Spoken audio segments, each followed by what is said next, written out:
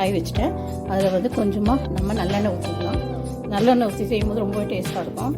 அதனால தான் நல்லெண்ணெய் நல்லா சூடான பாருங்கள். நல்லெண்ணெய் சூடானு சோம்பு சேர்த்துறேன். நான் 1/2 ஸ்பூன் அளவுக்கு சோம்பு நல்லா பொரிஞ்சு வரணும். இப்போ பாருங்கள் சோம்பு நல்லா பொரிஞ்சிச்சு. இப்போ வந்து நம்ம வெட்டி வச்சுருக்க வெங்காயமும் பச்சை மிளகாயும் சேர்த்துக்கலாம்.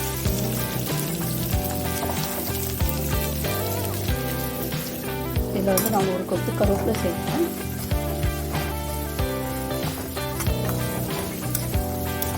நல்லா வதக்கி வெங்காயம் பொன்னிறமாக ஆகிற மாதிரி வதக்கிட்டேன்.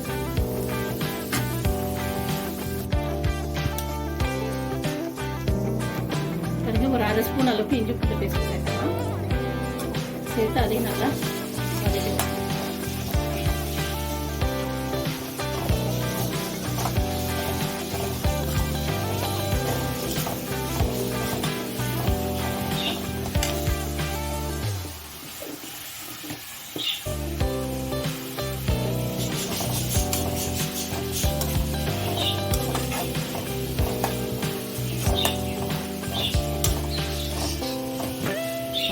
இதுலேயே கறி வந்து நல்லா பிச்சு போட்டு வச்சுருக்கேன். அந்த கறி இதெல்லாம் சேர்க்கணும்.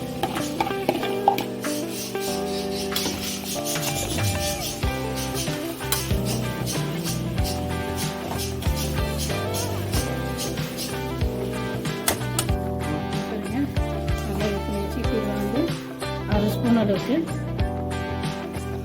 அளவுக்கு ஜீரகப்பொடி, 1/2 ஸ்பூன் गरम मसाला, रेड चिली पाउडर और 1/2 स्पून நம்மளே என்ன பண்ணுங்க, தனி மிளகாய் தூள். இது கூடவே உப்பு, இதுக்கு தேவையான அளவு சால்ட்.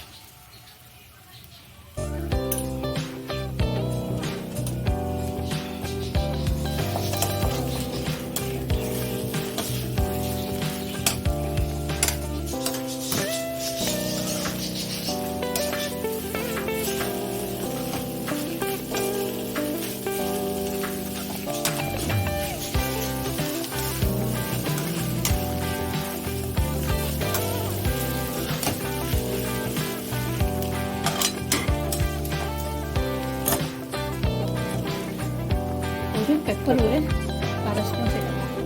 அது கூடவே வெட்டி வச்சிருக்க கொத்தமல்லி தண்ணி சேர்த்து நல்லா கிளறி ஆச்சுன்னா சிக்கன் பிச்சு போட்ட சிக்கன் ரெடி.